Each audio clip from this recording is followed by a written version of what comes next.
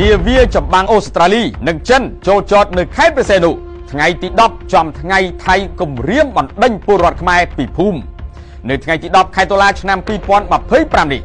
នាវាចម្បាំងរបស់កងទ័ពជើងទឹកអូស្ត្រាលីចំនួន1គ្រឿងនិងនាវាចិនចំនួន2គ្រឿងចូលចតនៅកំពង់ផែស្វយ័តក្រុងព្រះសីហនុនៅថ្ងៃតែមួយដូចគ្នាមន្ត្រីកងទ័ពជើងទឹកកម្ពុជាបានដឹងថាតាមគម្រោងនាវាកងទ័ពជើងទឹកចិនចំនួន2គ្រឿងរួមមានទី1នាវាឈីជឹងជាន់ Plan 83និងទី2នាវាយីម៉ាំងឈន់ Plan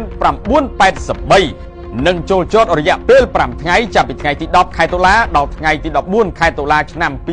2025ដើម្បីបំពេញទស្សនកិច្ចការងារនៅកម្ពុជាដោយឡែកនាវាចម្បាំង HMAS Ballarat របស់កងទ័ពជើងទឹកអូស្ត្រាលីក៏នឹងចូលចតនៅកំពង់ផែស្វយ័តក្រុងព្រះសីហនុដូចគ្នានោះដែរគោលបំណងនៃការចូលចតនេះក្នុងដំណើរទស្សនកិច្ចការងារមកកាន់ប្រជាជនកម្ពុជារយៈពេល4ថ្ងៃចាប់ពីថ្ងៃទី10ដល់ថ្ងៃទី13ខែតុលាឆ្នាំ